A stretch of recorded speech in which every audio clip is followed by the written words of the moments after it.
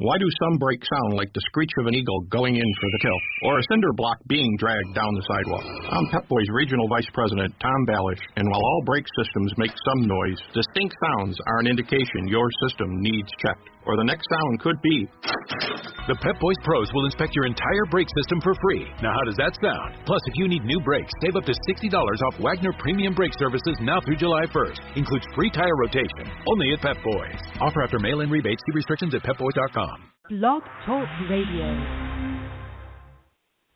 Caution, the tea is hot. Blow it off first, okay? Dishing tea with Big Meach.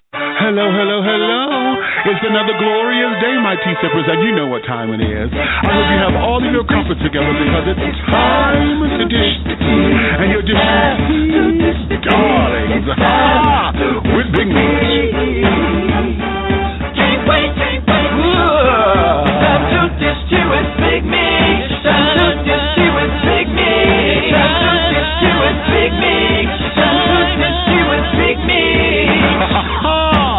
Darling.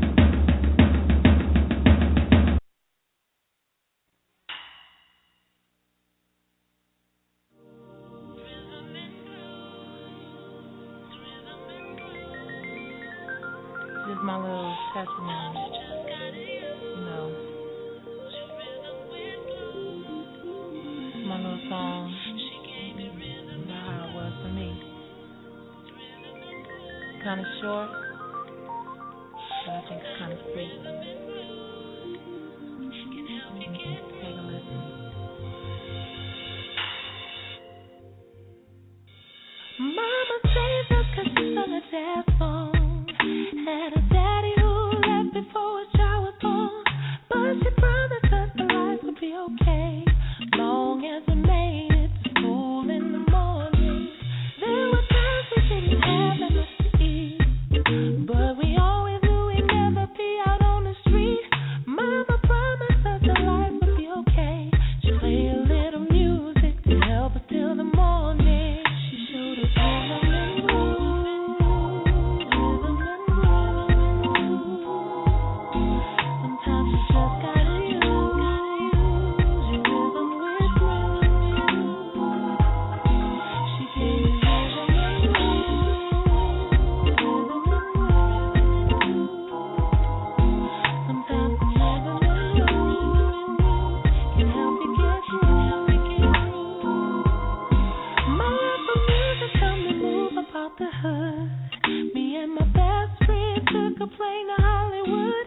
Had some struggles, had to hustle just to eat, but we kept it moving, always steady moving. Waiting tables, auditioning, selling shoes, auditioning, talent show, auditioning. Then we closed, and then I got a call from above. Told me say it, do it, show it, prove it.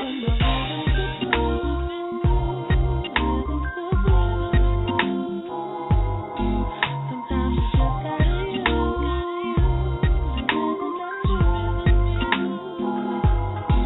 he gave me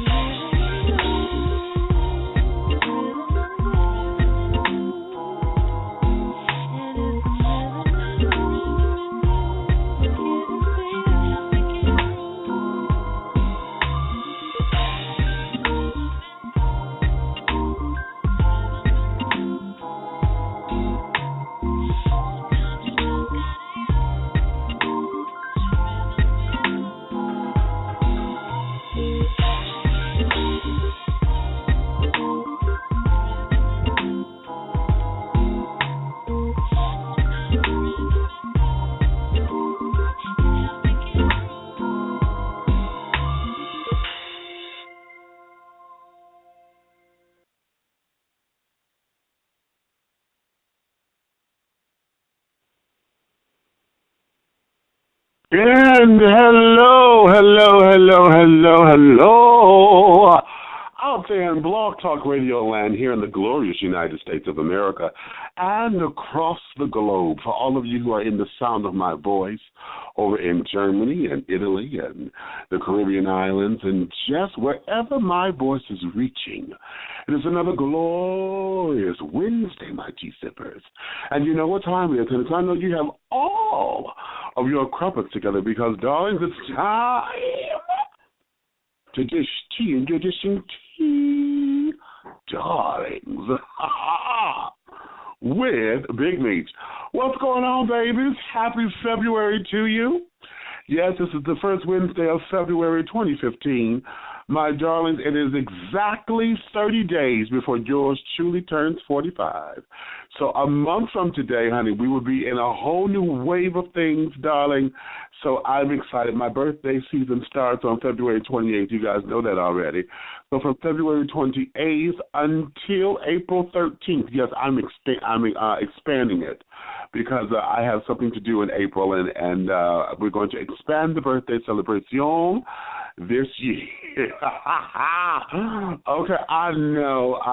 Y'all may call me extra, y'all may call me grand, y'all may call me whatever, honey, but just know, this year, honey, this is a landmark. 45 is a landmark age, so we're going to do that kind of that way, okay? So, my darlings, happy Black History Month to all of you. Now, normally, and most of the time, I try to have some kind of tidbit for you during Black History and carrying on. I did not prepare my usual like I usually do this week. However, I got to make sure that I do something for next week and carry it on and make sure we have something that's going to edutain you, okay, so that we understand that Black history is more than Malcolm and Martin and Rosa, okay, and learning about the Peanut Man and carried on. You know, we have more people who have contributed to our history and to our richness in this culture, and it's about time that we as a people educate ourselves. And one of the things that I love to do also is that because I like to look out for the LGBT community, I like to highlight those who Black historians who were of LGBT culture. So, and more than just Bayard Rustin and Audre Lorde, honey. So I want you guys to know that. Although a lot of people still are not familiar with who Bayard Rustin is and all of that, honey, because without Bayard Rustin, there would not be a Martin Luther King the way that we know him. Okay, so understand that. So it was. I keep trying to tell everybody, honey, it was a gay man who sat up there and put together, orchestrated, designed, and implemented the civil rights movement, honey. So for any and everybody, you know, this is a passion of mine, who keeps saying that the gay rights movement and the civil rights movement are not one and the same, it was a Black gay man who designed it, darling. So you better understand when I tell you, honey, they are. Get it. Learn it, and learn it well. Okay, so that's my soapbox for the moment. However, please feel free if you want to call in and join in on this particular conversation. If you want to have questions for our guest, hopefully she's going to be able to entertain questions and carry it on. You may call in at 347-205-9183. That's 347-205-9183. Press the number 1 that lets me know you have something to say, and I will get to you at the appropriate time. Now, please, I know I have to say this here because sometimes I know some of you will say, honey, I didn't have my hand up for 30 minutes and this, that, and the other. And a lot of times I like to have the guest get out as much information as possible, and then we bring you in when we have the time, okay? And I hope that doesn't offend anybody. We want to make sure that the guest is accommodated fully, and that a lot of the time that we have is catered to the guest. And then when we get a little break or whatever, then we'll come in with questions from you, and you can show your love and your adoration and carry it on. I know some of you are you know, with some of the guests I've had on, you've been wanting to say something and want to make sure that they know that you exist, and I want to make sure that as well. We want to make sure that we do it in a timely fashion, okay? So please don't get upset with me if I don't come to you right away, honey. All right? So just know I got you. Okay, but when you go in, just press the number 1 time. You will hear the little prompt that says you are now in the host queue. When you hear that, That means that you're there and I got you, okay? Now, if you keep pressing that number 1, that means you're on again, off again, on again, off again, on again, off again, and I don't know what you're trying to do. If you're trying to get my attention or whatever the case may be. And a lot of times what will end up happening is coming to your mic and open your mic. And if you don't give me any sign when I say, yes, I'm coming to you, it's going to be a problem. And then I won't come back to you anymore. Ha-ha. So just be mindful of that, okay? So having said all that, let me say hello to special sponsors and carrying on. They'll be playing throughout the day and carrying on. But the special announcement that we have, I want you guys to really and truly understand that we are Atlanta bound, honey. No Time for the Pain is coming to the ATL, and we need your help to do it. We have No Time for the Pain merchandise, honey. That is to kick off our fundraisers. We have T-shirts. And we have coffee mugs and tea mugs, and we also have artwork, 11 by 17 art print, and also the ceramic plaque. That's a 6 by 8 plaque for your enjoyment and for your entertainment. So, my darlings, please feel free to go to our website. You go to dishingtea.com for all of your No Time for the Pain information. The little tab that we have is NTFTP fundraiser. Let's Dish Tea tab. Press on that tab and it'll give you all the information that you need to know in order to get your merchandise. All T-shirts are going from sizes small to 4X. If you need anything larger than a 4X, let us know. We can special order those. It'll be a slightly higher price, but it's not going to take it off the kilter like some stores and stuff do. Just slightly higher, but we can accommodate you. Y'all know I'm one for the big children. Honey. I'm a big boy myself. I was a 6X, but now I'm down to a 2 or 3, depending on the shirt, and then this damn hernia.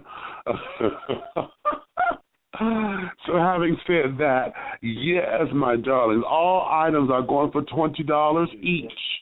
The $20 for the T-shirts and the ceramic tile or plaque, the artwork, and the coffee or tea mug.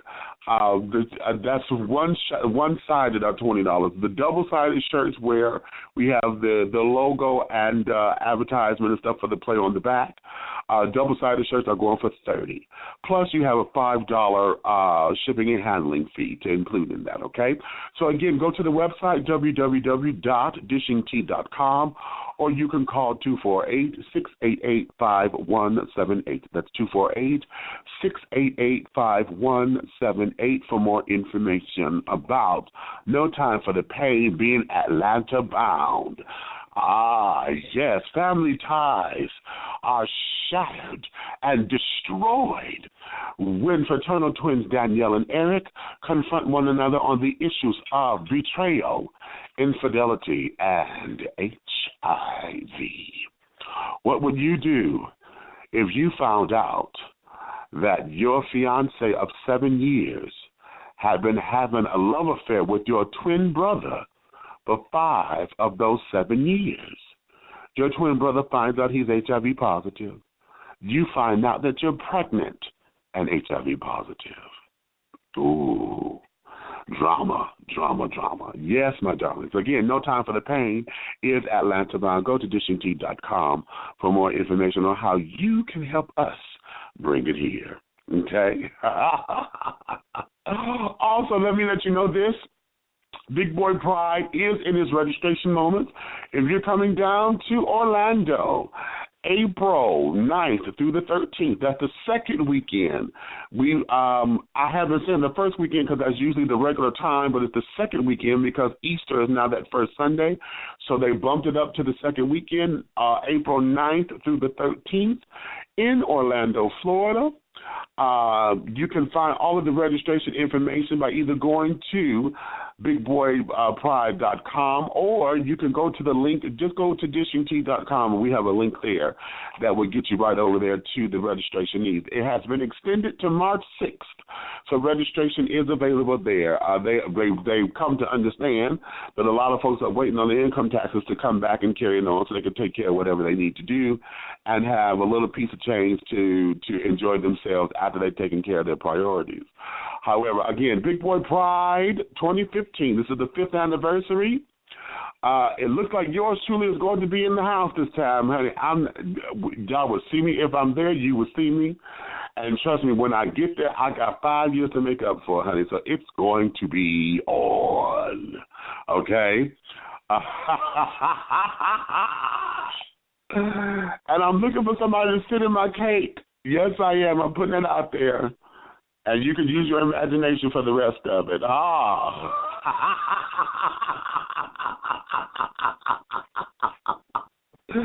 Okay. Now, having said all that, my darlings, let me do this. I'm going to take a little commercial break right now. And when we come back, we are going to get an exclusive, darling. I don't know what girlfriend is coming in to say, but she said she wanted to talk.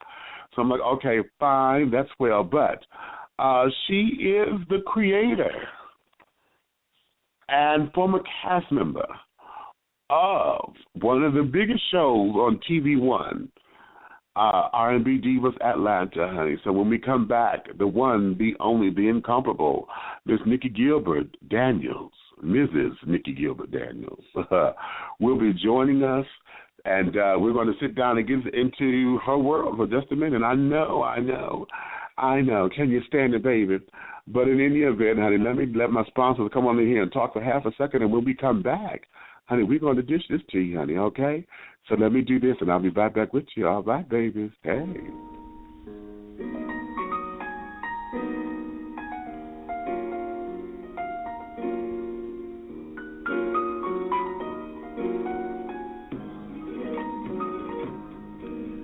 Trigg Laboratories manufactures premium sexual wellness and consumer health care products and is the parent company of Wet International Incorporated, one of the world's best-selling lines of personal lubricants and intimacy products. We carry a large variety of personal and flavored lubricants, flavored heating massage lotions, and aromatherapy heating massage oils. Whether you need a little or a lot, Wet has you covered. Our line of high-quality, innovative, and unique products are formulated using only the finest ingredients at our FDA-approved facility, meeting the strictest manufacturing standards. Wet is available worldwide at specialty stores and online retailers and at pharmacies nationwide. For more information or to find a retailer near you, log on to www.stayswetlonger.com. Trigg Laboratories. We create fun, quality, trusted products to innovate your intimacy.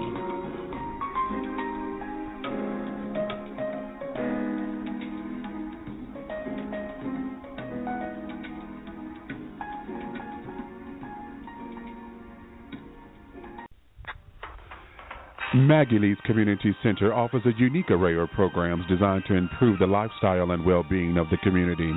Located at 7700 Puritan Avenue in Detroit, Maggie Lee's Community Center specializes in child care and latchkey services, as well as senior citizen activities and block club functions. For more information about Maggie Lee's Community Center, call 313-737-9042. Maggie Lee's Community Center, giving the people a chance to show how much they have to contribute. Choosing art and custom framing is a personal experience, and at Eric's I've Been Framed, our consultants work closely with you to bring your vision to life, leaving you with more than a picture. We create showpieces and heirlooms for your family to enjoy for generations. Come and experience our creativity for yourself. Eric's I've Been Framed is located at 16527 Livernois Avenue in Detroit, Michigan. For more information, call 313-861-9263. The Caribbean American Boys Entertainment. We specialize in jerk and conch food catering, party promotions and emceeing, entertainment with the Caribbean swagger, island fever on the mainland, bam bam. We also provide customized tour guides through gay-friendly Bahamas to all the hot spots of dining and club life events. Mr. Silvano T. DeMarco is the founder and CEO of the CABC. For more information, please contact him at CaribbeanBoysATL@yahoo.com. That's Caribbean Boys with a Z, ATL at yahoo.com, or on Facebook at Facebook.com/Silvano T. DeMarco. That's Facebook.com/Silvano T. DMARCO. Caribbean American Boys Entertainment. Island Fever on the mainland. Bam Bam.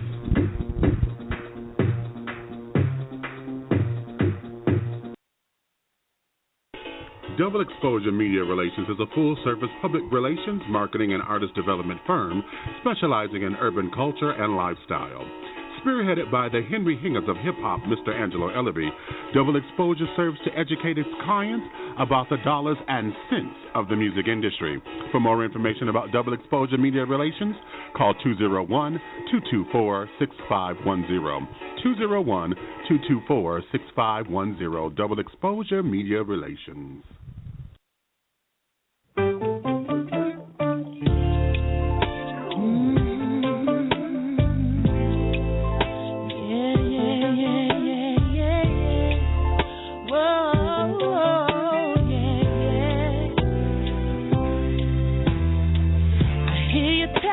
That it's okay if I wanna be with him, you walk away. Say you knew that I was there last night, and if I'm getting back with him, it's alright. You tell me even though your heart is broke, if you love somebody, then you let them go. I know you think you got it all worked out, but you haven't heard my side of the story.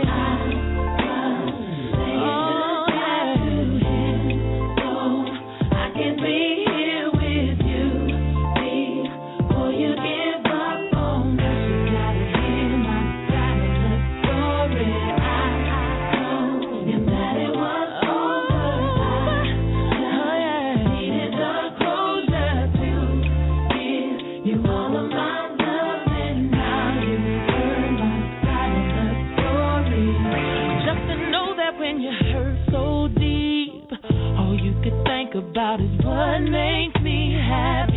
If I cry, it's 'cause I never knew somebody, anybody like you. You didn't know what the deal, but you thought it wasn't real. So you tried to understand if it all had to end. You were willing to walk away, but you hadn't heard my side of the story.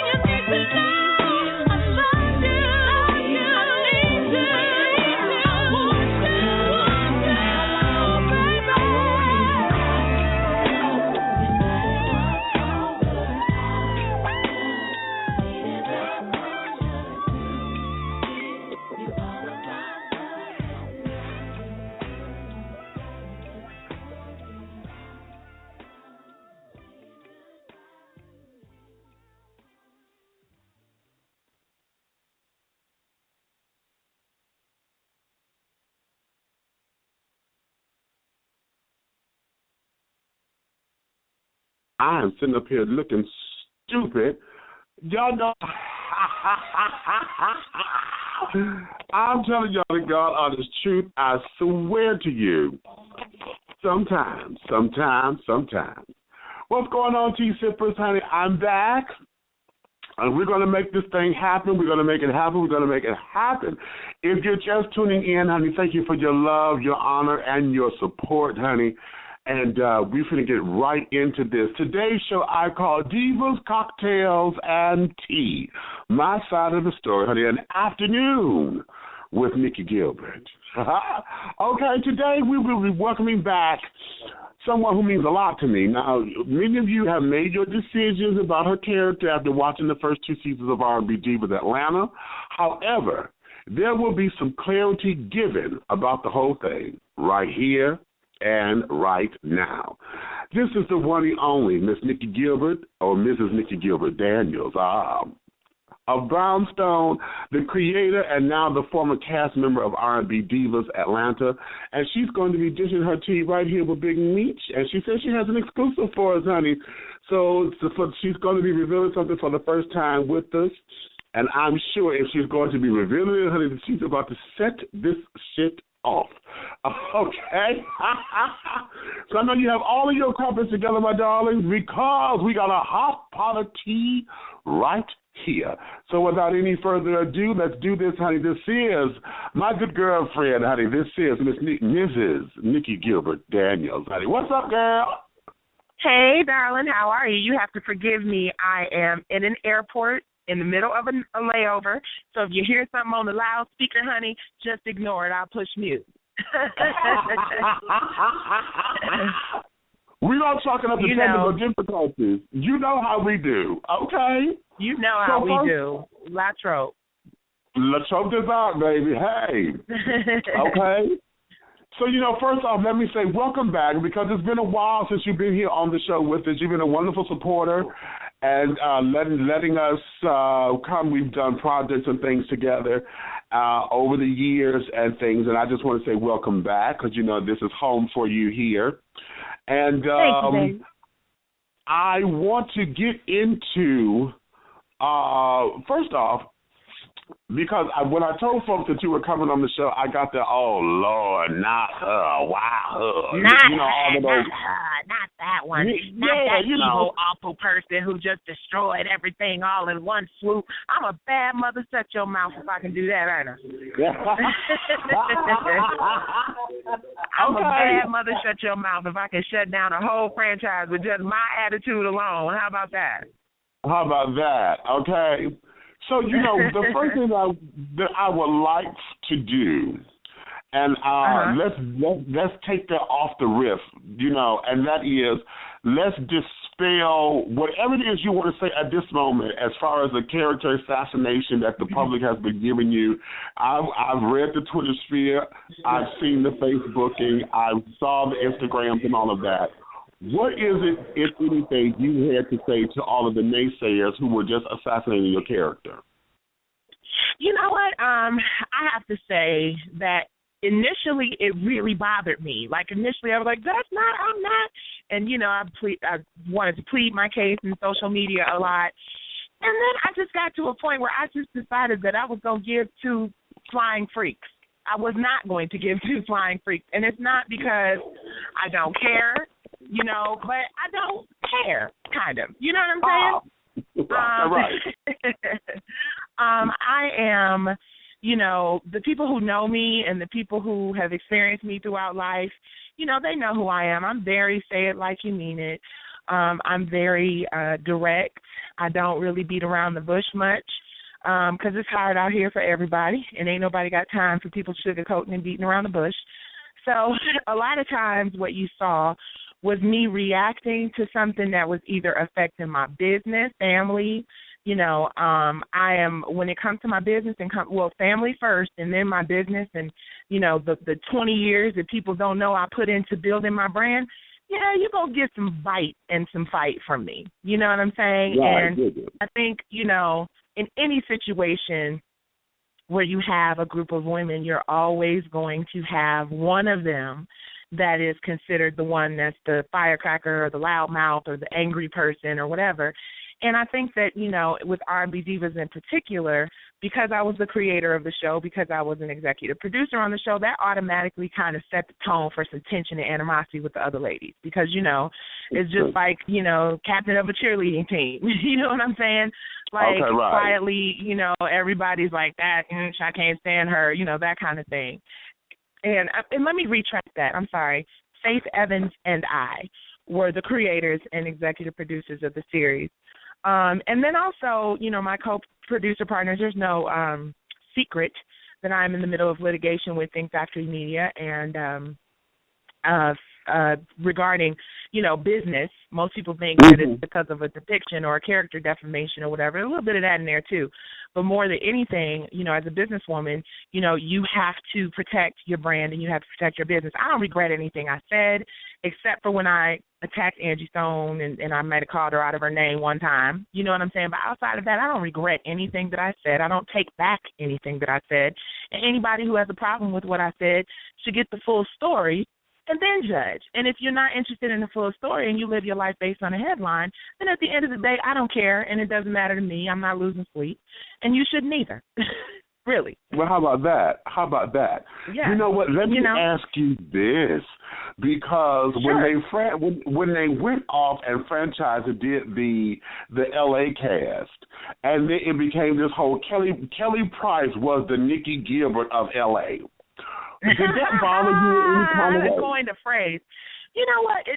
Listen, no, it didn't, because I don't have a problem with me. So, you know, I looked at it like, oh, Kelly Price is the one that's not going to take the mess. Kelly Price is the one that's telling those other male producers that are trying to, you know, find every possible way. And let me go to this real quick, because, you know, people are, they can't edit you. What they give you, you know, is what they capture and all this other stuff. I'm a producer of television. Anybody in TV will tell you, anybody who's ever done TV will tell you, that is not true. They absolutely can, they do, and they did. So, you know, as far as that's concerned, who, what, when, where, and how, I can't get into that, because obviously we signed agreements that, you know, we don't want to spill the secret. But at the end of the day, you know, Kelly was put in a situation where she was asked to come up with an idea for the ladies to do something together. And much like, you know, I wasn't asked to come up with an idea. The entire premise of the series was based on us coming together for a tour. And when Whitney Houston passed away, we thought, you know, this could be a great opportunity for us to do. Faith brought the soundtrack album to the table, which was great because we got the blessing of the Whitney Houston estate. And then we were going to go on and do like a moving into season 2. So everybody was clear. But when you sat down and had conversations with promoters at the level that I'm talking to Live Nation, you know, Peaches Entertainment, these are people who have several tours on the road, and their checks clear and their dates book, you know. So when I come to the table with a business opportunity for everybody, no one was excluded from that. Every diva on the show, as well as in LA, you know, I don't know whose manager didn't tell who what, but we extended invitations to everyone. So everyone was invited to make some money, to be on the road, to continue to build and expand the brand. And if you notice, the first day of filming in season 2, not unlike in Kelly Price's case where somebody else came up with another idea for the Divas event, you know, being faced with Selena and her sister like, hey, I got a tour. And then not only was it that they had a tour, but they had also put our faces and likenesses. And when I say they, I say the people that they were working closely with, who they had keys to their offices and so on, and in constant communication with, you know, put out this press release. We had to issue cease and desist letters. We had to get our lawyers involved. And on top of that, the promoter for the actual real tour, not the play tour that they were coming up with for drama, but the real tour, called me and was like, I'm pulling out. I don't do business like this. You should have told me this was happening. So it was affecting my business at every level. And I'm just not that girl. Everybody who knows me knows I'm about my business. And if you have a problem with me doing that, then you can kick rocks and kiss where it's dark. All right, kick rocks and kick where it's dark. I'm being just that person everybody loves, aren't I? Keeping it all the way real with a Detroit tongue. I can't help that part. Okay, with open-toe shoes, darling. How about that? Honey, open-toe shoes. I don't do Louboutins because they're a little expensive for me. But I might have. Okay. But I might have a pair of sandals. Yeah. No, yeah, I mean, it's over now, so we can, pull back the curtain and expose the wizard. How about that? Did you know? See there? Oh, wait a minute! Don't you make me wrong? You're wrong, sorry. You're nothing but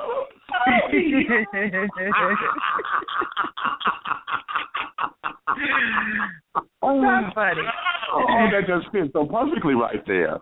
Okay. I'm a little jet lagged, Okay.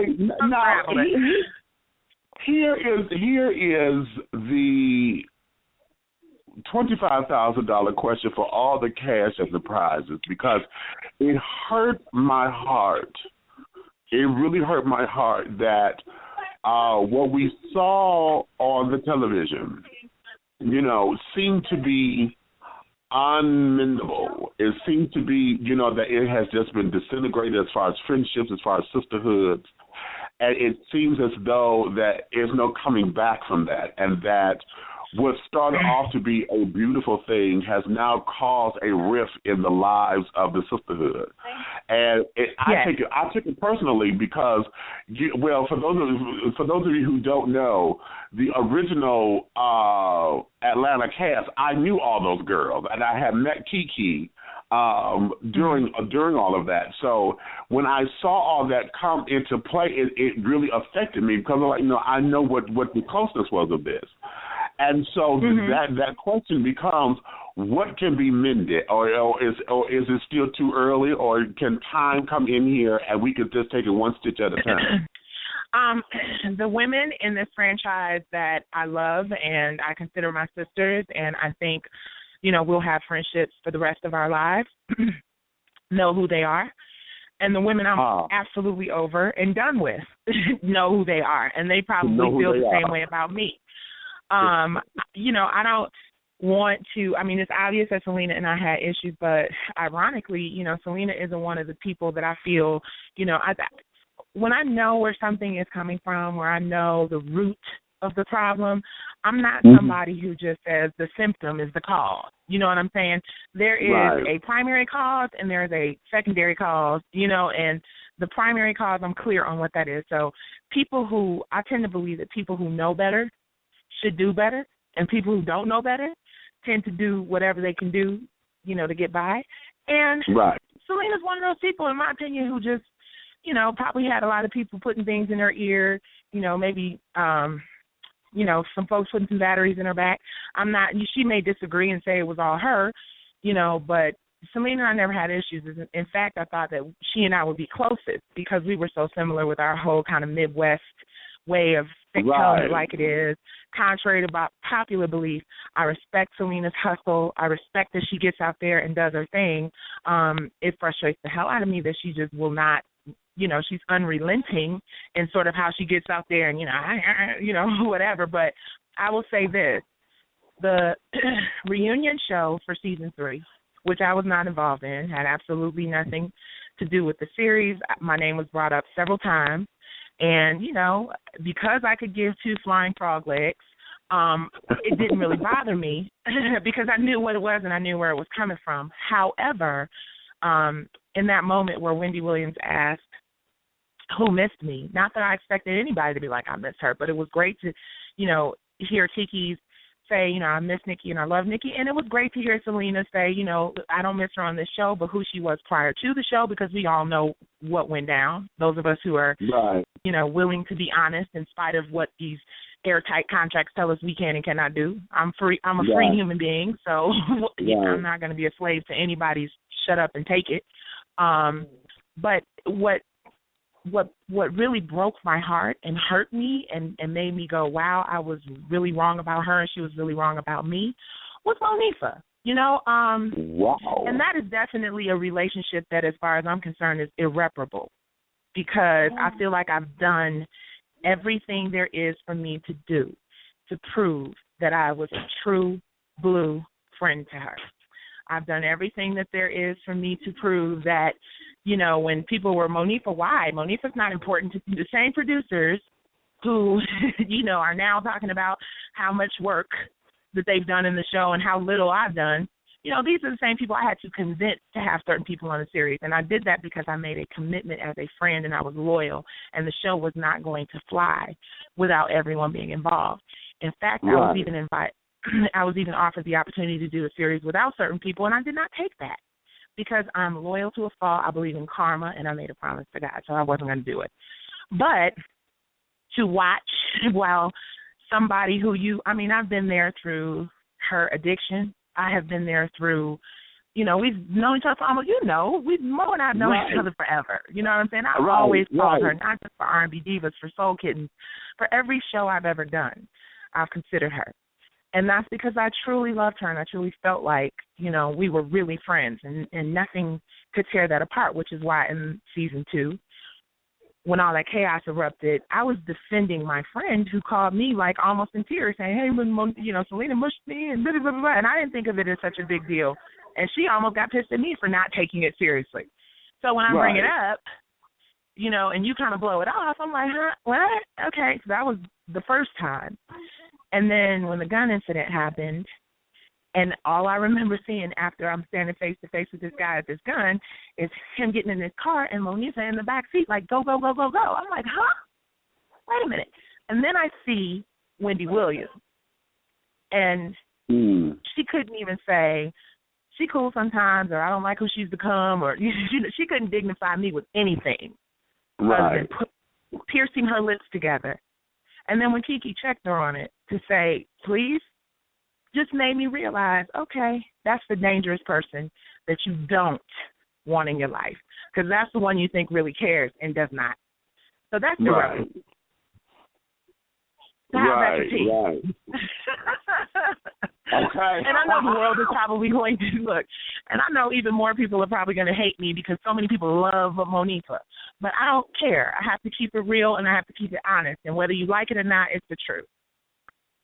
Okay. Hey, I could just not say anything, huh? And avoid the backlash of, everybody's favorite Iyanla. But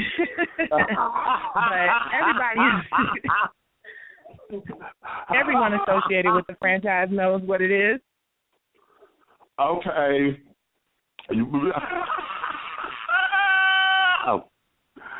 I'm like, wait a minute, you just worked me with that. I'm sorry. I'm saying that, but no, I wasn't being funny. That's what people think. The people are like, that's, Mo, she's the one that holds everybody together. She's the one that sees to it that none of this happens. And then when you go back and you reflect on it, you're like, well, wait a minute. But you knew this was happening. There were moments that Monifa and I would have conversations, like, how do I handle this? What do I do in this Selena situation? Well, she needs help. She needs a therapist. You can't help. And then all of a sudden, I'm the one who needs help and needs a therapist. Okay, so if you're really in it for the team and you're really in it, and then I noticed in season 2 or season 3 how there was this thing with her and Kiki, and I'm thinking to myself, if you're there to help people and really be that voice of reason and that person who's been through it all and come out of it, a changed person with such a great spirit, then, you should be neutral, very neutral at best. Right. That neutral thing was a gig. That was a job, honey. And at the end of the day, I get it. But I won't sit back and just pretend like that ain't the case. I don't hate her. I wish her well. I wish her what she wishes for herself. You know what I'm saying? And I don't want anything else to do with her. Okay, we've come to the end of the road, honey. Right. I've come to the end of the. I'm sitting there. First of all, the idea for her wedding, was something that I proposed to her for season 2, and thought it would be great for us all to capture. Yes, we talked for weeks about it, and I didn't even get an invitation. Oh. Now keep in mind, and I didn't get an invitation, nor did I get somebody, to pick up the phone and say, well, I don't like you because of this, or you're not my friend anymore, and I'm not going to dignify you with a response because you did this. Just nothing. And the kicker is the night before she disrespected me on the on the Wendy Williams show, she sent me a text, happy birthday, I love you, I miss you, we have to get together. And then the next day, I'm like, oh, so you were just oiling my wheels to throw me under the bus. I got it. So I don't do sneaky, low-key hate. I'm the person that believes if you don't like somebody, you let them know. Like Selena let me know. But I don't like you. And I have more respect for someone willing to do that than I do someone I believe is my friend. And I find out, is not. Because, that's the person you have in your house and around your family. Okay, and quietly right. There, at least I know Selena ain't coming to the house, Right. Yeah. Now, I want to visit this question. Be careful. I forget we know each other so well. I'm all talking like we just talking on the phone, and this is a radio show. Let me get my radio mind and voice back on. But you know what? Everybody feels that way. I can't take credit for that. That's all God. Okay. But here I want to revisit this question. Gets in trouble. Right, then everybody's going to point fingers at me. Okay, but here I want to revisit this question because we talked about this once before, and during Divas and Cocktails. And for those of you who didn't know, Divas and Cocktails, that was a web series that Nicci had put together, and that's about to come to TV, but we won't talk about that right now. Anyway. Okay. Yeah. and I was one of the correspondents there on the show, and I asked her this question there, but I want to have her to expand here. And the question that I asked was, throughout your career, there has been a lot of people who have wanted you who have branded you as, having that Diana Ross-esque, attitude, just a bitch from hell that's hard to work with and this, that, and the other. And every time we turned around, it was always you was the bitch, you were the bitch, you were the bitch. So, the question I posed was, why was that? Why was it that folks always felt that it's you? I hate to compare myself to Beyonce, but I think that people said the same thing about her in Destiny's Child. When you're in a girl group and you're the lead singer, you get it a lot of times. I try to dumb myself down. I'm not going to talk in interviews, Maxie, you do it, or this person do it. And at the end of the day, it's about the business and the brand moving forward. So you have to make the decision for the person who, maybe does this record better or does this song better, interview better. You have to make the decision. There were some things that Maxie did a whole lot better than I did, and I never had an issue with that. The other part of it is because my parents were in the industry, I knew a lot of things that a lot of people didn't know. My dad worked for Motown before I was born. My mom was a businesswoman, a real estate investor, and a singer. So I had an understanding at a young age, because you're talking about throughout my career. So let's go start with the beginning, which is Brownstone. So I had a understanding from a very early age what I needed to do in order to move forward. Brownstone is another situation where I put the group together. I had the auditions and drama log. I paid for the studio. I did all the things that we needed to do, wrote the demos, arranged the vocals.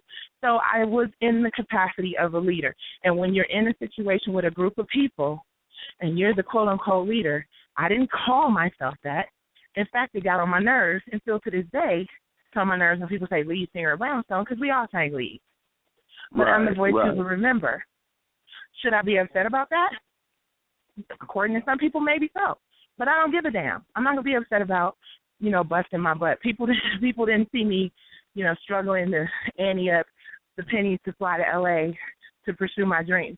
People didn't know the night that I went to sleep hungry and wanted to go back home so I could eat and didn't do it.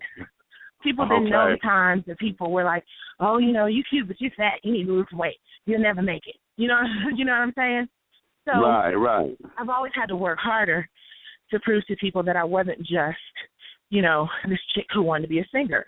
I had lofty visions for men, and I'm not going to apologize for that. So, yeah, I think that when somebody knows what they want to do and they're not going to let somebody destroy their self-esteem, then, you know, they're a difficult bitch because you don't want to sit down and just do what they tell you to do, eat the cake anime. And I hate to bring, you know, Whitney and Bobby Christina and Phyllis Hyman and, you know, all these women in the industry that eventually, you know, have this attitude like, you know what? I either don't want to be here, or if I got to be here, I need to self-medicate, you know? And I didn't do that. I just became the bitch. And I'm all right with that. You know what I'm saying? If that's what it takes, you know, to succeed versus being, you know, in another situation, you know, that's what it's going to be. You know, people don't say that about men, you know, and they're like, oh, he's a great businessman. Oh, you know, Diddy made great business decisions. You know, Jay-Z, he's no joke. But that Nicki, she's a bitch. You know, it doesn't matter that there are 40 singers and their entire entourages, makeup people, hair people, lawyers, you know, just all the people, things that go along with women being successful working, because I had an idea, and I was enough of a bitch to put together, you know, a cast and put together a reel and not pay my rent when I needed to because I believed in R&B Divas, you know, and not, you know, pursue my music career because I felt like music was on its way out and television was, you know, I'm not asking for anybody to give me a pat on the back. I just want you to give me my check. You know what I'm saying? Like, I don't need the fame and the accolades. I've done it for 20 years. I just need fairness and equality. And if you're going to call me a bitch while you give me my money, just make sure that every penny is in that check. How about that? Because at 45 or about to be 45, come on. You know? Come on, girl. It is what it is. So, yeah, I mean, I'm a tough cookie when it comes to business.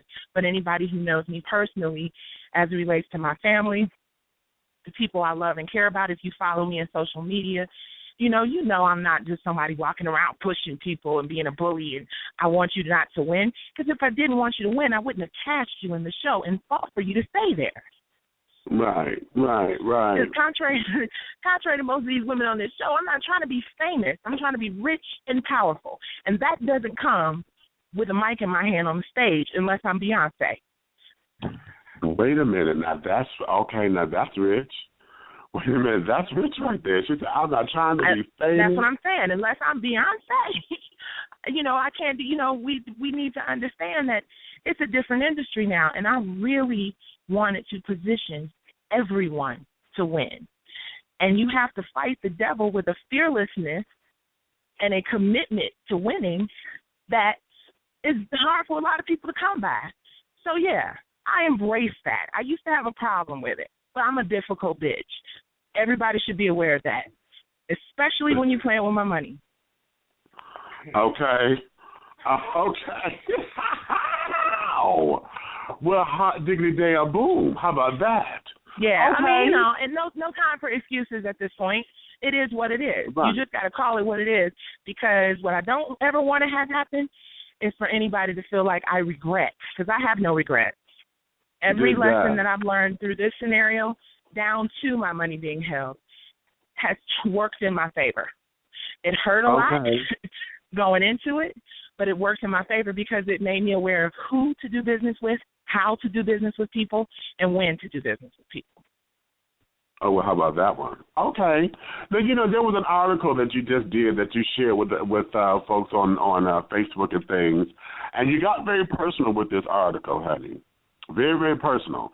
And it was a real shot, you know, about having to, you know, be into the whole restructuring game. How has that sustained you and your husband? Because that's the other thing, the second part of that question.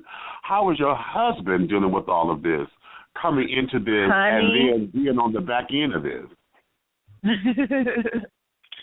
aside from I told you, wasn't it? You know what I'm saying? Aside from, him saying I told you so, my husband is very intuitive. He is not a talker. He's a listener, and he's definitely a doer.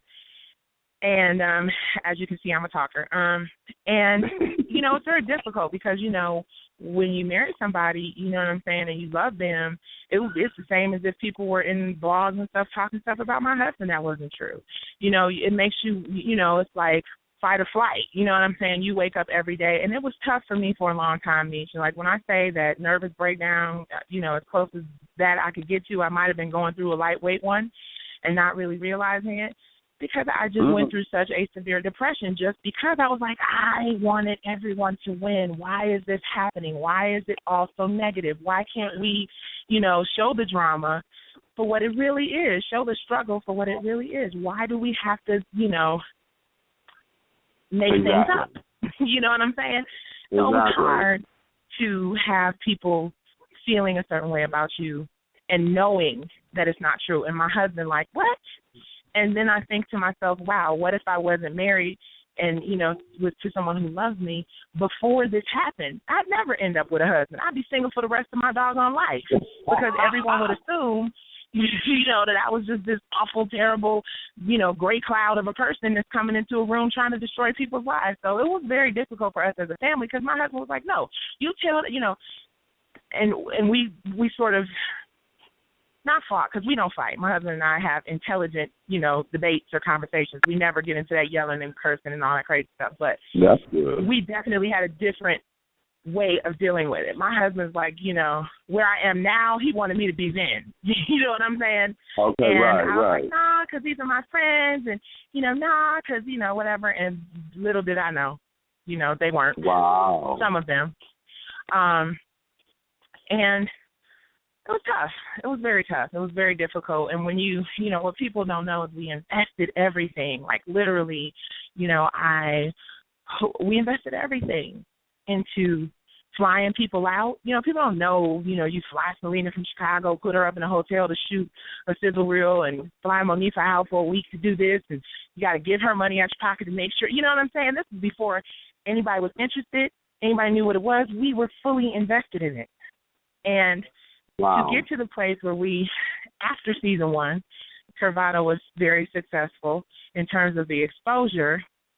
But then by the time the season aired, literally it was like, we went from 300,000 hits that, shutting down a website to, we don't like her, we're not buying her clothes.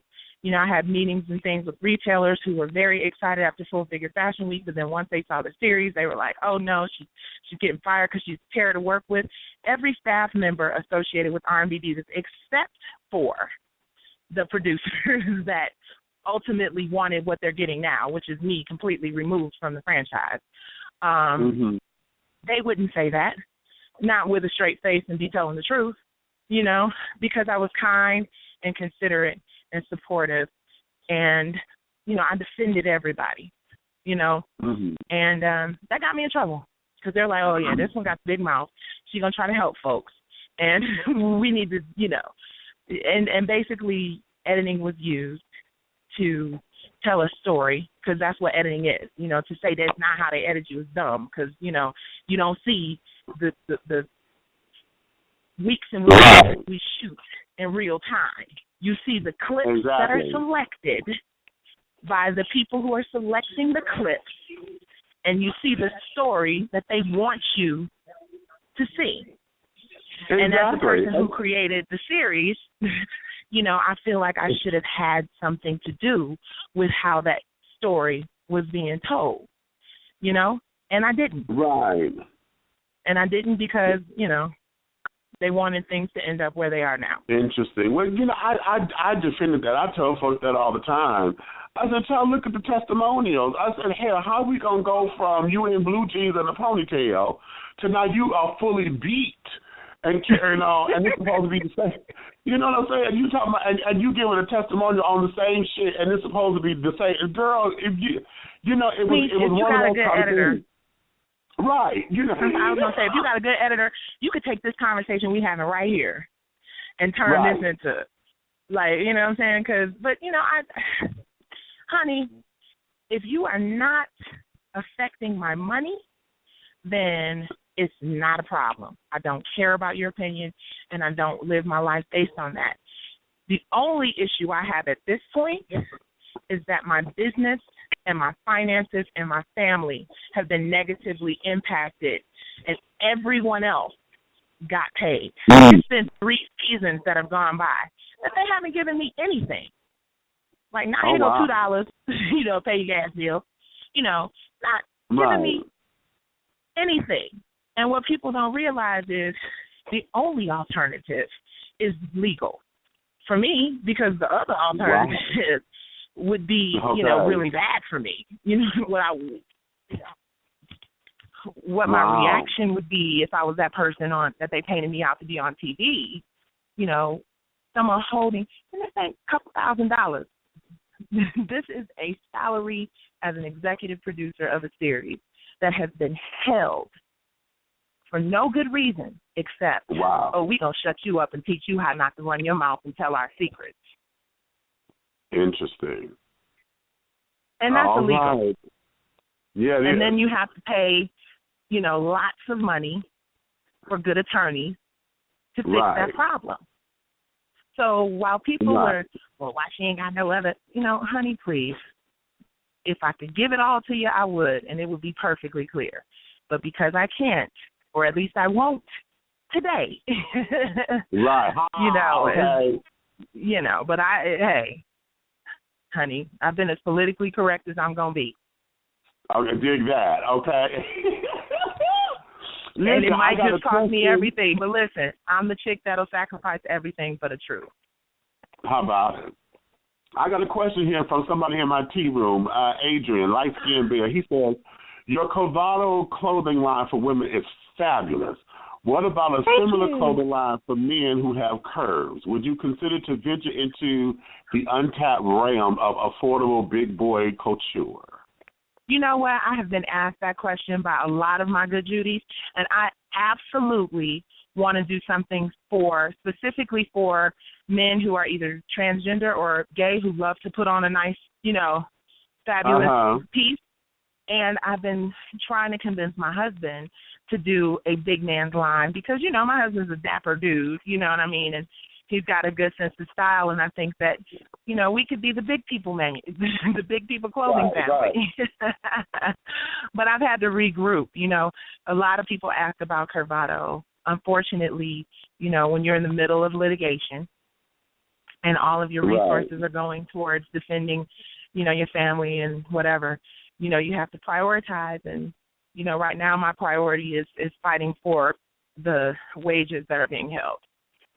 Okay. We are relaunching in June during Full Figure Fashion Week, but in terms of actually getting to market, I'm actually on my way to LA to meet with a really great consulting firm about rebuilding the brand. But it takes resources and it takes time, and right now everything is tied up in fighting the devil.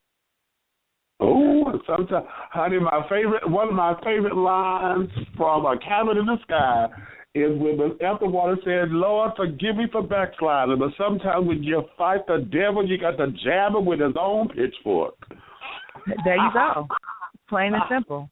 And I'm reaching for that pitchfork. I'm reaching. If we listen, I'm not going down by myself anymore. At this point, you know what I'm saying? If it's going to have to happen, we're going to fall off this cliff together. And I'm going to go to heaven, and you know where you headed. Okay. How about that? Now, how about that? Yes, sir. Let me go here, because a lot of folks, you know, there was talk of a Brownstone reunion album. We saw, you know, there were some things that had transpired during the recording of the show and carried on. Where are you girls, and how supportive are they with you? You know, as you're coming through the tunnel. I tell this to everybody. I say, honey, it's one thing to see the light at the end of the tunnel, and it can be shining bright and carrying on, and you see the light, but you still got to get through that tunnel to go to it. So how is that for you? Your support system with this, that, and the other. What's going on? Well, as far as Brownstone goes, contrary to popular belief, Maxie and I are sisters. We love each other. We always will be. I can't speak for Keena. I wish her well, but, she had a bad experience, and it was well documented in Girls from the Gutter. But, that is what that is. Mimi and I are cool. Maxie and Mimi are cool. We don't communicate often because there's a lot of things going on. I'd love to do a Brownstone album, reunion record, that features Mimi because I think the fans will really appreciate it. Tisha is the spiritual glue that holds us together. She's the newest member of the group, and that is my sister. So Brownstone is, a love project for me because of the ladies that are involved in it. I don't have a passion for singing or for music anymore. This recent situation with Bobby Christina has pushed me even further, away from this music industry. But because we do have good fans and loyal fans and people who deserve, an opportunity to hear some new Brownstone stuff, or not new, but just, greatest hits record or whatever, we're quietly working on something to celebrate our 20-year anniversary, which we, got to that January 10th of this year. So I almost feel like it's such a landmark. We have to do something. That's what I'm saying. I've been in this business for 20 years. And some of these kids were in high school. Some of these producers, you know what I'm saying, that are producing we're stuck in those bottles, you know what I'm saying, while we were working and building, and that's why I'm not taking it, because I wasn't born yesterday and I paid too much dues in this industry to be treated this way.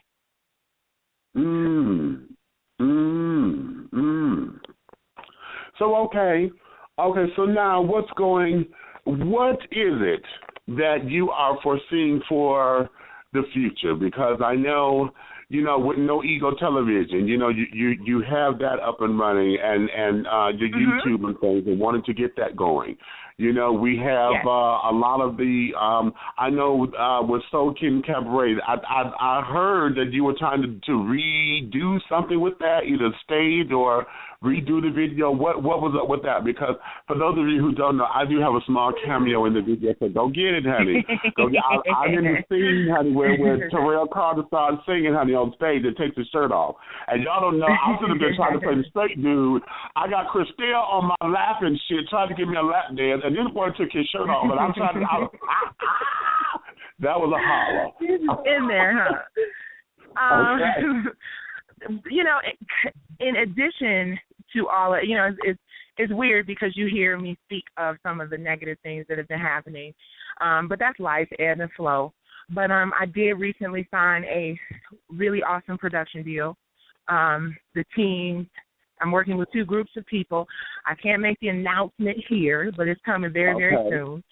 I'm dealing with some real A-list, folks in my life that, people who have known me for years. One particular group of people, or my partners, I've known since I worked with Tyler Perry. I met them working with Tyler Perry in Meet the Browns in 2004. So they actually, ironically, the person who was going to promote this tour was Live Nation. They're in the tour promoting industry, Peaches. He actually has been an angel investor in every sense of the word. So I'm actually producing 4 new properties this year. I'm really excited about them. The first one is From the Bottom Up,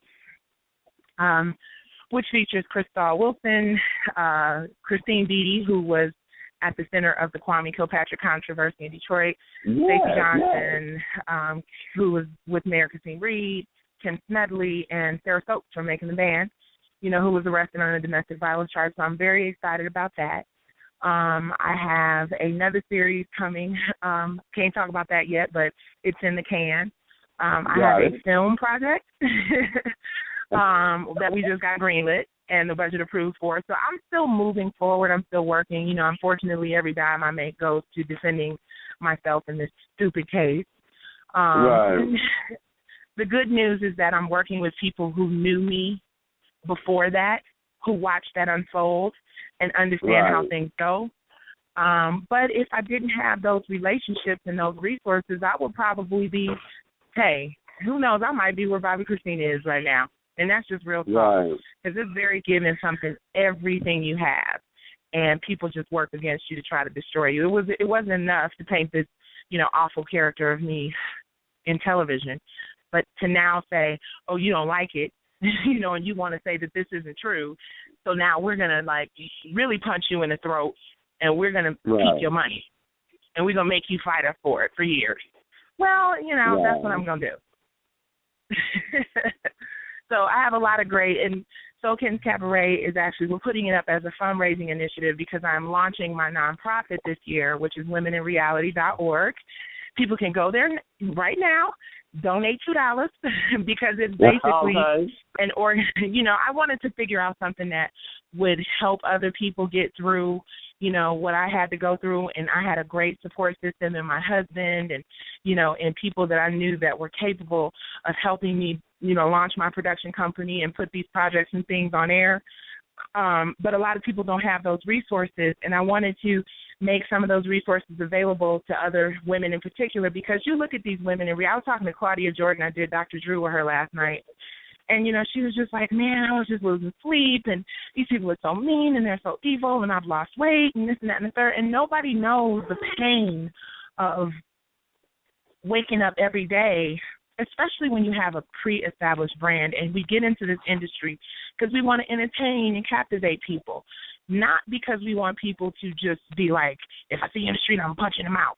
You know what I'm saying? Like, that's just a lot for people to deal with, and if you don't have a strong support system, it can lead to drug addiction and suicidal thoughts and nervous breakdowns and stuff like that. So I'm tired of it. I'm starting this GoFundMe campaign. Soul Kittens Cabaret is going to be our fundraising series because me in Soul Kittens, women deal with suicide and drug addiction, and, all those characters have these stories, and it's crazy because it feels like art imitating life. It literally feels like somebody watched Soul Kittens Cabaret and decided, hey, let's make this R&B Divas. Right. Really. So I'm still moving. I'm never going to stop. I'm relentless. And, it's going to take more than taking things from me and talking about me to break me down. We went to high school together. We were the theater geeks, buddy. People, I've grown up with people talking about me. It's different in this world of social media and, where you just see it like literally 60 seconds later. But I've grown to just really not care. I could care less because it's not going to affect me like it did before. All right. And there you have it. And there you have it. Okay. When they say when you come up on that 45, I'll be 45 in July. And they say when you come up on that number, you just get to the place where you're just like, really? And most of those people out there talking crazy probably 3 and 12. You know what I'm saying? Okay, right. And you can't let 12-year-olds undo, your life and what you've worked for. The sad part is when you have producers that you put on that didn't have really any credit, and I'm speaking specifically to the producer who just went in on me in that Jasmine Bland article. When you bring producers who had no history of successful hit shows, when you bring on producers who were, managers of great stars and, use those resources to get gigs and so on and so forth, and then they just drag you through the mud with all kind of lies and stuff, you realize you're doing something right. Because the devil don't start screaming until you start getting on his ass, and that's where I am. Okay. And and God works in mysterious ways because my attorneys have all of that, and we're all filing through it, and that's good. That's just what we need. That establishes what people were thinking from the beginning, because he said after season 1 we wanted her out, so that's all I needed to hear. Oh, wow. Okay. Oh, yeah. Okay. Yep. Well, hot diggity damn boom. Yeah. You just have to, keep your head up, and not just in TV, in any situation. Any woman who's been in the office and came up with an idea and her counterpart, male or just somebody who thinks they're more entitled, steals her idea and takes credit for it, you know what I'm talking about. This is a classic case of if nobody likes her, nobody will believe her. But I'm going to tell you this, the truth has a way of living through all of the BS. And people will find out the truth sooner or later. Okay. And I tell folks, honey, if you want a good movie on that, go watch Working Girl, honey, with Melanie Griffith. You better, honey. You better, because that's exactly how it goes down. You know what I'm saying? Okay. And now they, all of a sudden, Think Factory Media has launched InQ Factory with Phil Thornton, who just happens to be, the producer that I brought to the table. Well, actually, I brought them all. Faith and I brought them all to the table. But, they're moving upward and onward, but not without paying for what they have done to me first. Right. Dig it. Dig that. And if I'm a bitch for that, honey, you better capitalize each letter and follow it by 27 exclamation marks. Well, okay, bold print on the 27th font. Honey, I'm about to get the shirt. Okay. I'm about to get the shirt.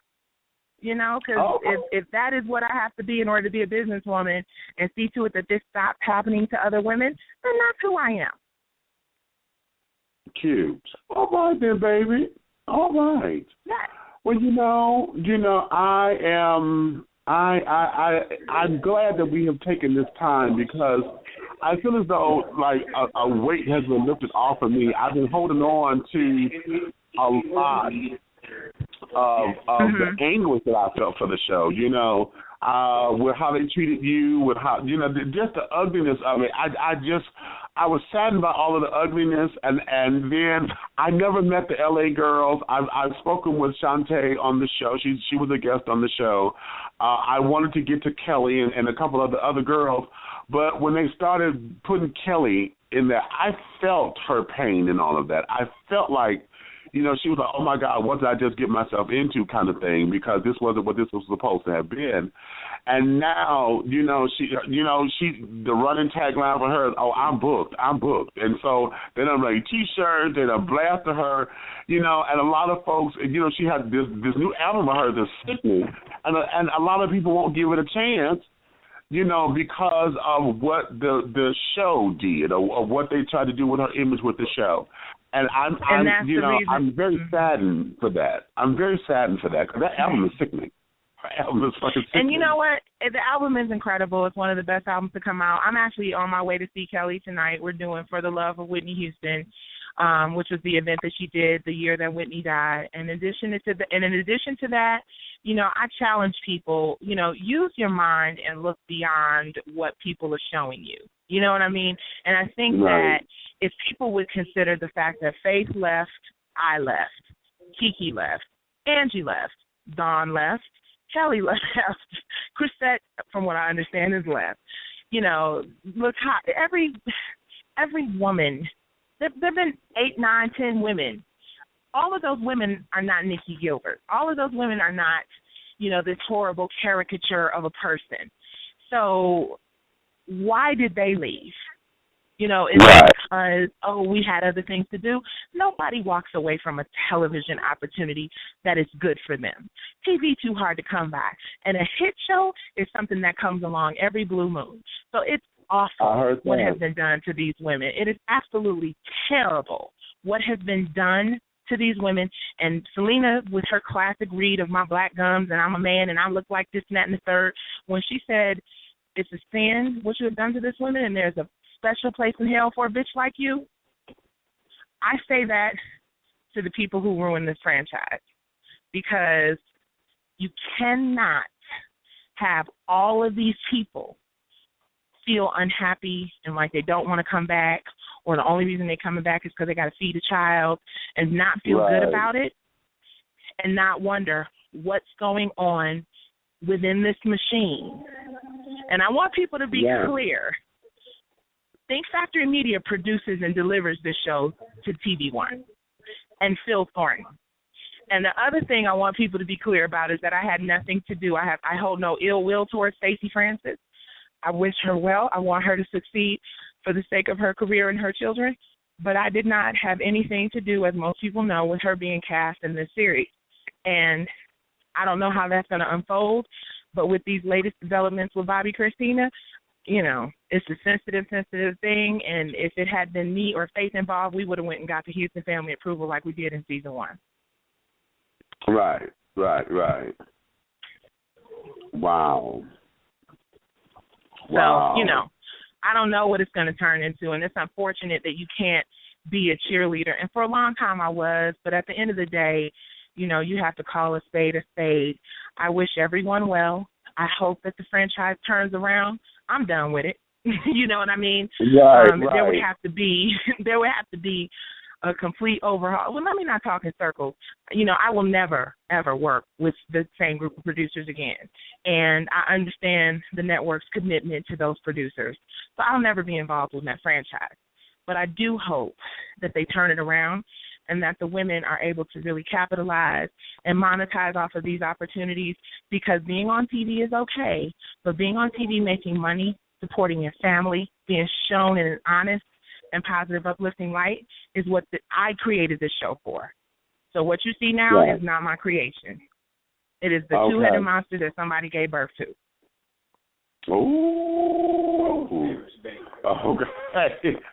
Okay, we got folks over here in the studio saying Rosemary's Baby, honey. Honey, there you go. Well.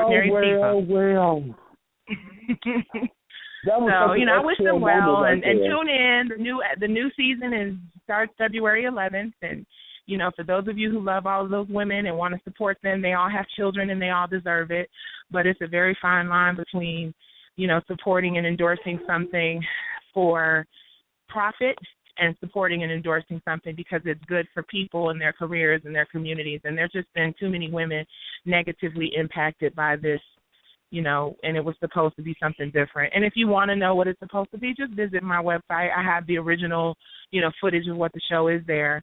The only person I don't even have an issue with, but the only person I've just resolved to be done with is Monifa.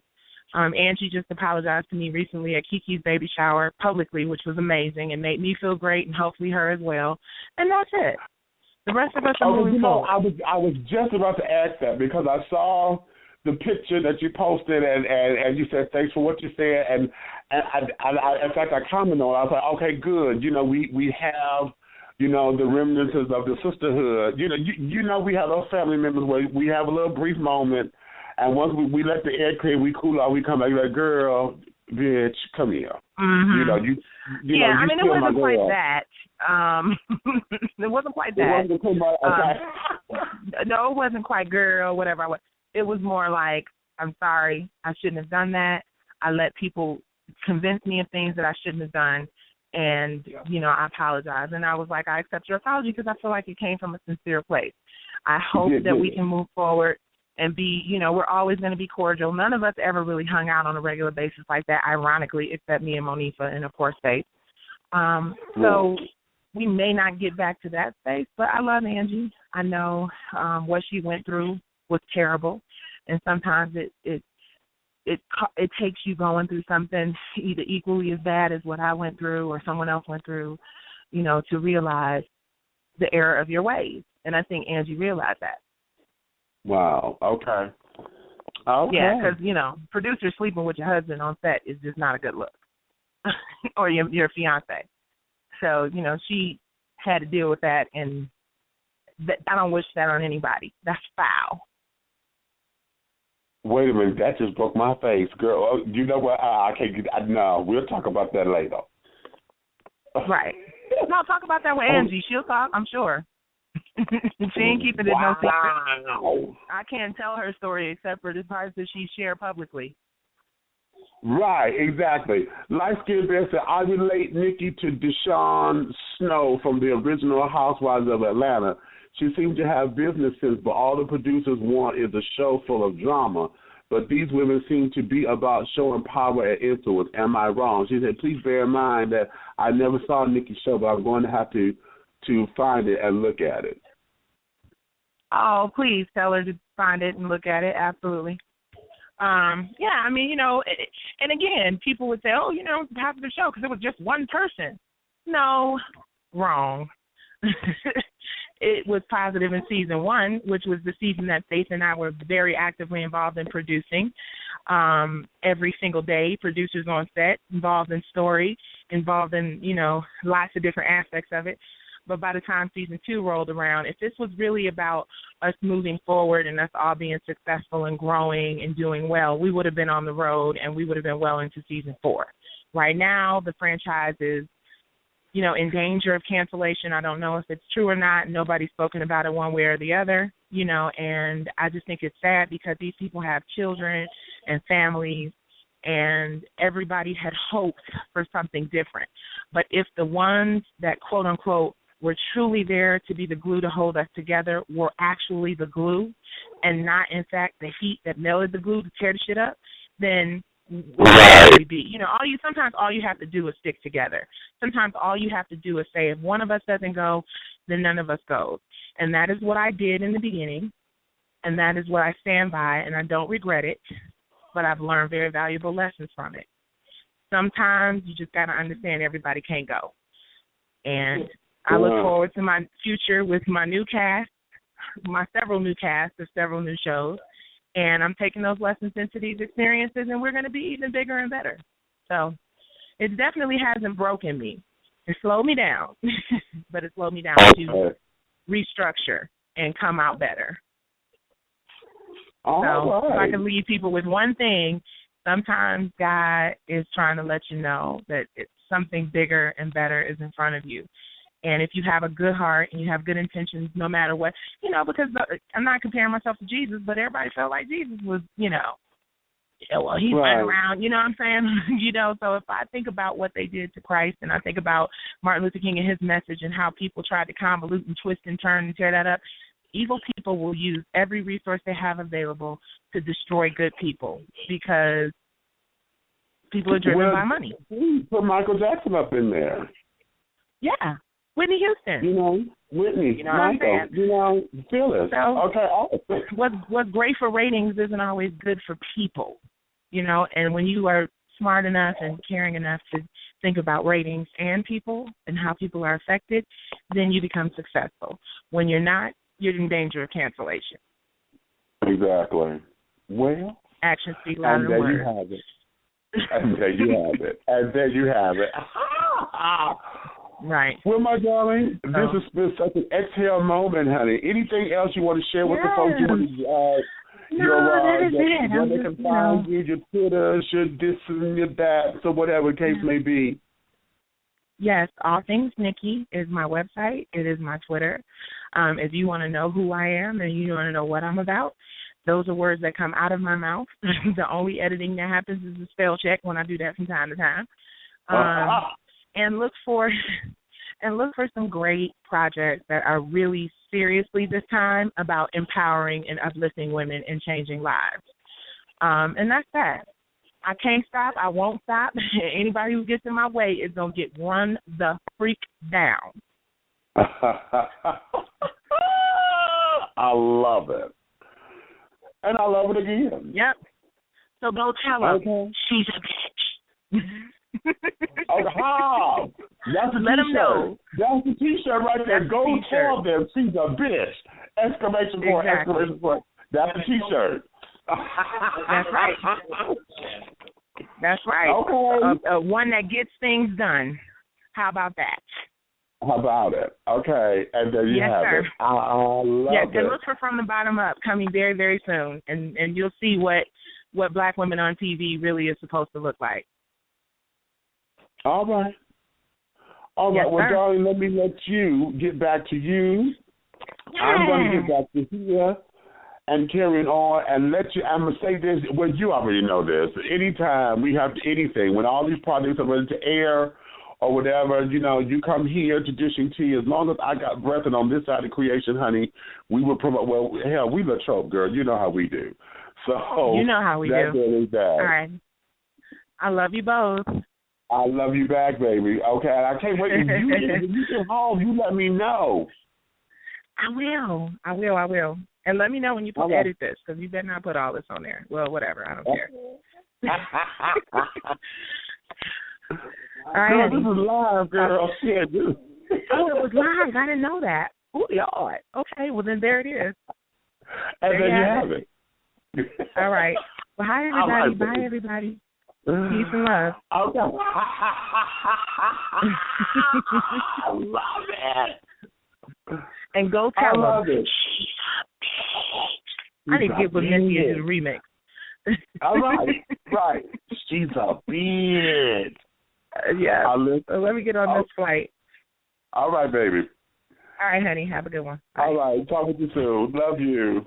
Ladies and gentlemen, honey, that there is the one and only, honey. That's Miss Nicci Gilbert, Mrs. Nicci Gilbert Daniels. I like saying that. Okay. And she just dropped it like it was hot, honey. Just told you, honey, this is what it is. And, you know, we wish her well through all of her endeavors. And, you know, there's some heart gut-wrenching things that have come out of there. And just like with anything in life, okay, right. I'm sorry, I went back to the tea room because you caught that just like I did. Life Skin. What's great for ratings isn't always good for people, baby. That I said, I just jumped up and walked around the studio. Yes, I did. When he said, I don't know about anyone else, but I'm feeling Nicci. I pray that she gets all that she deserves, and I pray that her business ventures are successful. Bless you, sweetie. Bless you, sweetie. Bless you. Because you know what? Like she said, at the end of the day, you know, when it's all said and done, honey, everybody is trying to put food on the table. Now, we may not like everyone's methods, you know, or whatever. However, that there is usually the end result that everyone has. And what ends up having to happen is just like she said, when you know better, you do better. And you get to a point where you realize, okay, it's certain people that can't take this journey with me. Not that you can't be on a journey, but you can't take this journey with me. Okay? So bless you, send you on your way, because right here is where the road shifted. Now, I'll meet you at the other side, honey, but you're going to go that way, I'm going to go this way. See, it's like here, I'm in Atlanta, honey, and we got 75, 85, which is one and the same at one part of the road. Okay, but then it shifts off. At 75 go to the left, 85 go to the right. Well, I live 85 south, so I got to go 85 south. Okay, you go on the 75, baby, and I'll meet you somewhere in the middle. Okay, or we'll meet again. You see what I'm saying? So, having said that, my darling, this here is just an absolute delicious show. So, what I am going to do, I'm going to play the song that I played in the beginning, the Rhythm and Blues, because this song here basically tells her story, actually. I'm gonna replay this, and then I got a couple of minutes. If anybody want to come on the line, I see 313-658. I'm going to come to you after I play this song. I see you got your hand up. And I'm going to go here. So, hey, let's do that.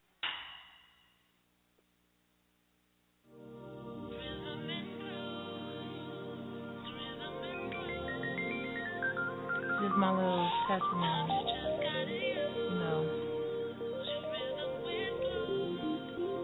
My little song about how it was for me.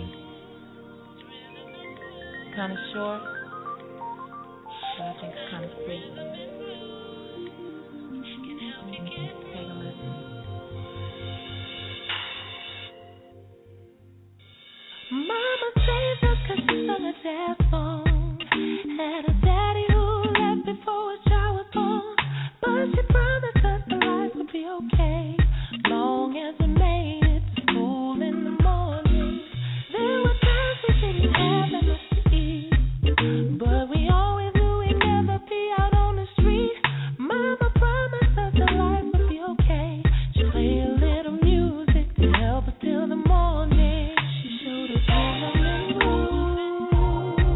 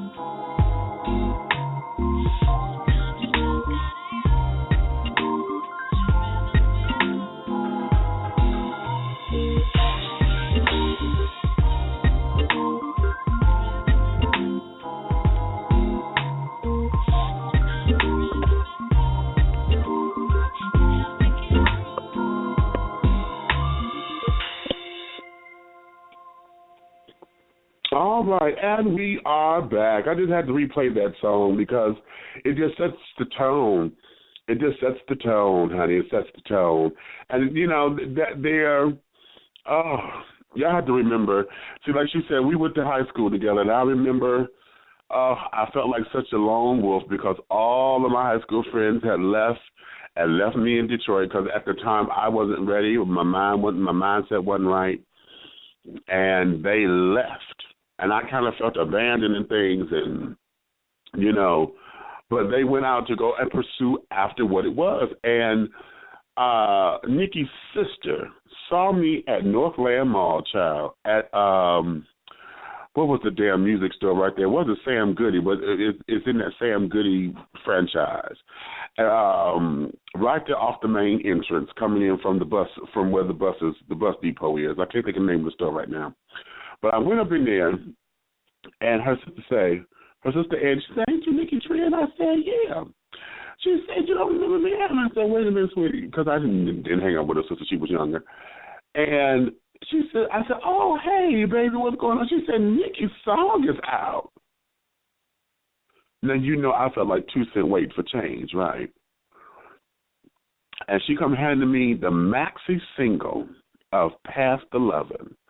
And I instantly got depressed because, you know, I was like, damn, everybody's doing it. Everybody is doing it. You know, they said they was going to. And so to go from that, and yeah, that was about, she said it was 20 years ago, honey. Okay. To go from that and to be here, you know, it's phenomenal. So that song was always, it sets the tone for where she is, honey, and I'm living for that. I'm going to go to the phone lines. I said 313-658. I'm going to put your mic up, and hey, what's going on?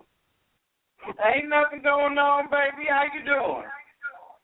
I'm all of the above and beyond, sweetie. You already know what's happening.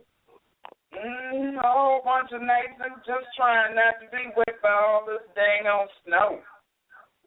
Dig it. Okay. All right, yeah, y'all all snowed in down there. Let me bring in the other child, 313-772, because I know who this is. Hey, darling. Hey there. Oh, my goodness. Hey there, T-Sipper. Miss Ma'am, darling. That is Miss Nicci Gilbert. Really? Yes. I love her to death. I mean, not Miss Big Mouth. And that woman can wail and scream for me anytime she wants to. Really? She done flipped it all up like that. Okay. I love it. A hug from me to her for that song. That was awesome. Thank you for playing that twice. I took it personal, so thank you. What you were supposed to. Okay. If you like that, then yeah. Because feelings, you know, I teach our feelings are real, honey. How you react to them is what you can help. You can't help how you feel, but you can help how you react to it. And baby, did she dish the tea? My goodness, I'm on the other end feeling nervous. I'm like, I know we ain't gonna talk, but damn. And look at that, you done made me a liar. I pulled us in at the last change of it. I ain't mad. Be like, I'm gonna talk to y'all. Well, yeah, you know, because listening to the story, for those of you who followed R&B Divas Atlanta, and you know this, that, and the other, I was really having problems with the whole thing of how it unfolded, you know, and what was happening. Because, like I said, I knew the original cast members, honey. I knew all those girls, you know, and I knew them personally. I have been around them in their company, so I knew what the sisterhood was. I knew how strong it was. And every week I watched it slowly but surely start to deteriorate, and that was bothering me personally. You know, and then to know I'm still friends with them, you know, independently. And then to know that we could, you know, just to have them in that same space all together again for all of us to sit down and kiki or whatever, that destroys me, because it's like, damn, you know. And to know that Nicci was the glue, I met all those girls through her. You know. Now, you know what? Now don't jump through the phone and get at me. However, I don't know Miss Monutha personally. But ooh, what a heartbreaking thing to find out. Like, no, and she's a lesbian.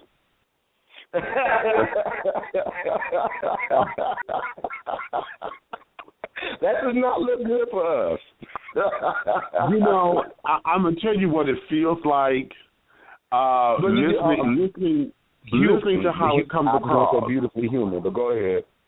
Yeah, but listening to how it comes across, because you know, in anybody's book, you know, and I love Mo to death, child, to life, actually, to life, honey, over to the next existence and beyond. But from what Nicci described, it sounds like an act of betrayal. You know, when you feel betrayed, you know, and this and the other, and to know all that we've gone through, you know, that's kind of like the feeling that I had with a certain somebody, Max.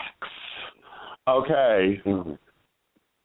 Having, you know, as close as we have been, you know, and then to have it go awry the way it did, you know, that's a feeling of betrayal. I've given you 8 years of my life. My life.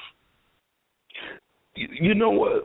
For listeners like me, it really humanizes them. You know, I guess Ratchet TV in its own way has at least some form of purpose, but it really humanizes them. And if nothing else, I think the main point that should come across is you can do it too. Right. How you do it, that's what you choose, man. Oh, my goodness, she slayed me. Well, what did she say about the devil and how you got to, it was her, it was like an updated version of how you had to stick the devil with his own pitchfork sometime. But what did she say? What? I got to replay. I'm play back in the archives, okay. But I'll send you that clip. Okay. Yes, baby, that was like, oh, no, she didn't. That was beautiful. I had to stand up and applaud, like, yeah. Okay. So. Oh my goodness. Yeah. So that there is how the cookie crumbles, children, and that there is the life and times. Everything that we see, you know, we have to still remember. This is one thing about this business that everybody forgets, and that this is business. But everybody wants to be entertained. See, the entertainment business, honey, is no different than being on anybody else's 9 to 5. Okay, and that's why I as far as the work that has to be done.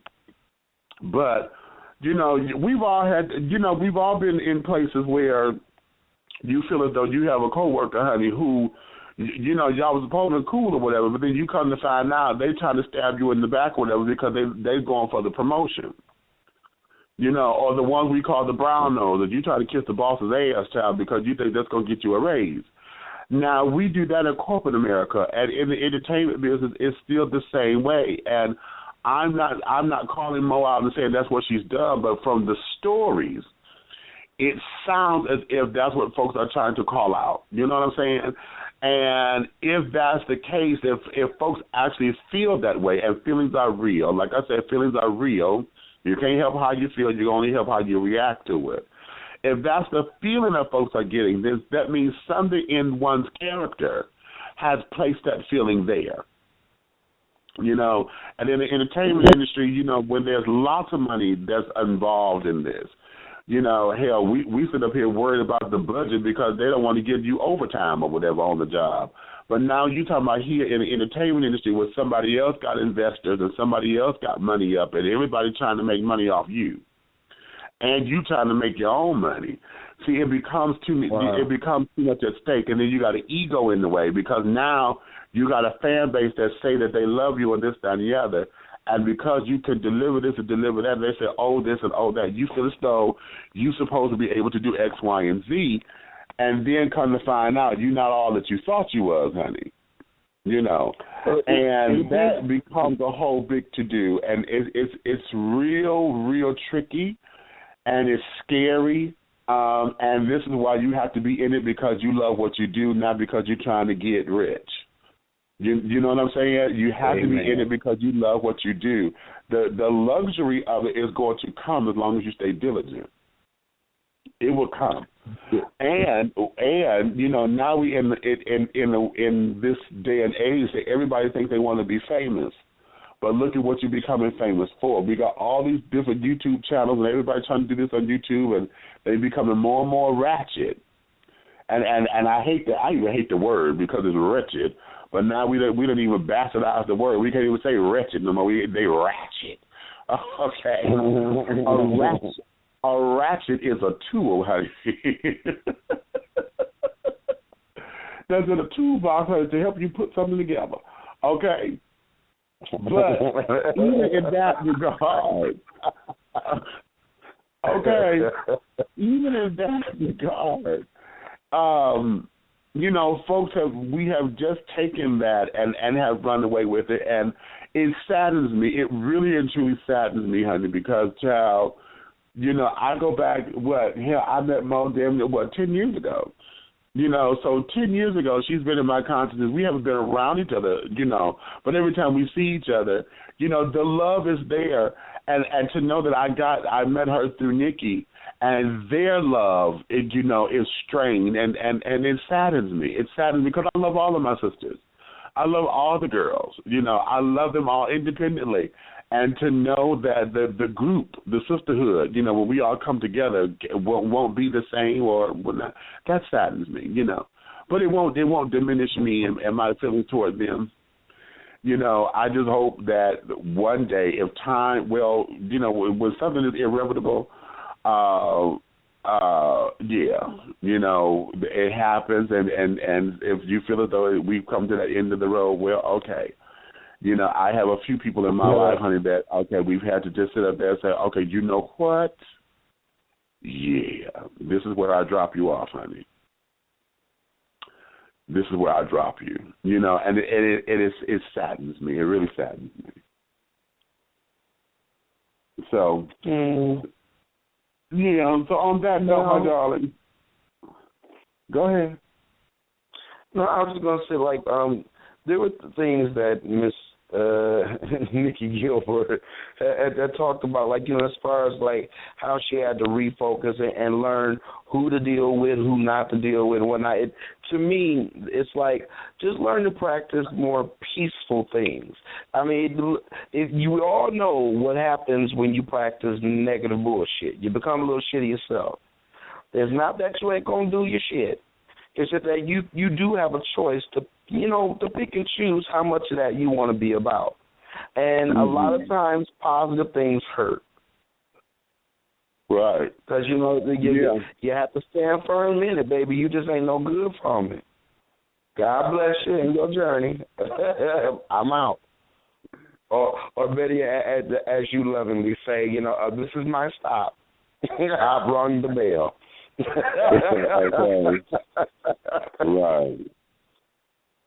Right. Bus driver right here. You're passing the stop, bitch. I'm gonna throw my shoe at you.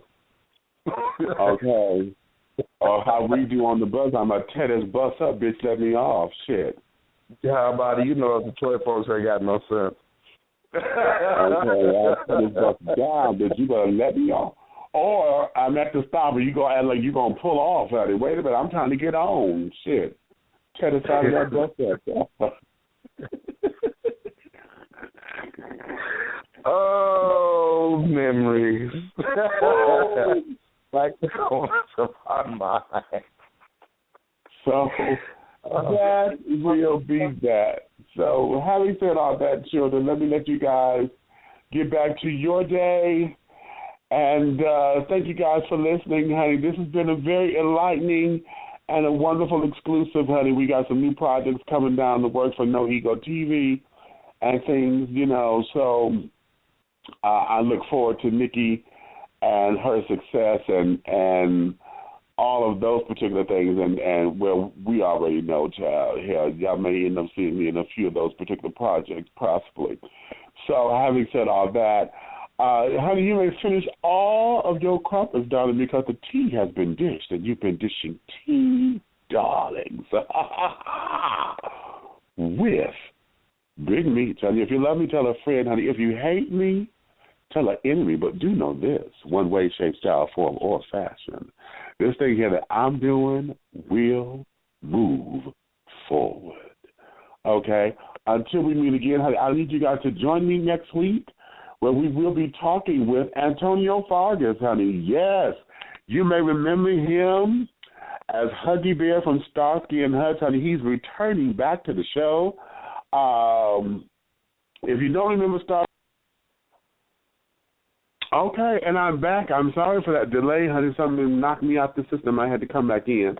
But like I was saying, join me next week. Antonio Vargas is back, returning. He has a new album project, a CD project, where he's singing and has music and this, that, and that. Honey, we're going to get into that world and understand what it is he's trying to do with the people out there. So come on back and join me next week, February 11th.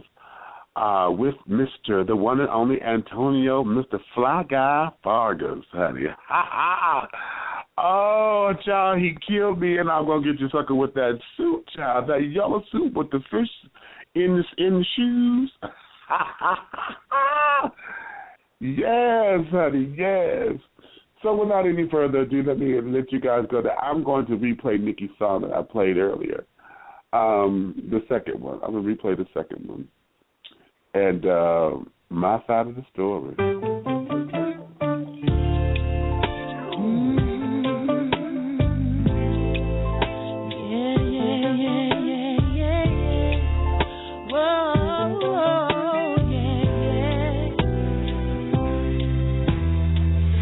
hear you telling me that it's okay. If I wanna be with him, you walk away. Saying you that I was there last night, and if I'm getting back with him, it's alright.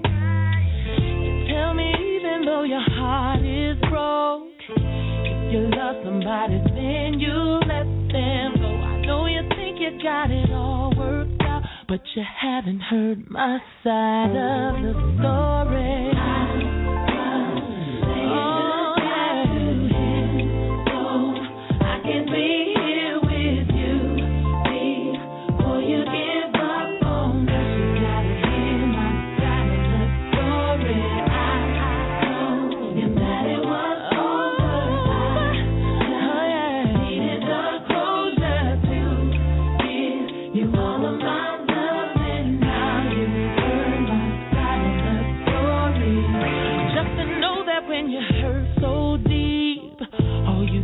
About is what makes me happy. If I cry, it's 'cause I never knew somebody, anybody like you. You didn't know what the deal was. You thought it wasn't real, so you tried to understand if it all had to end. You were willing to walk away, but you hadn't heard my side of the story.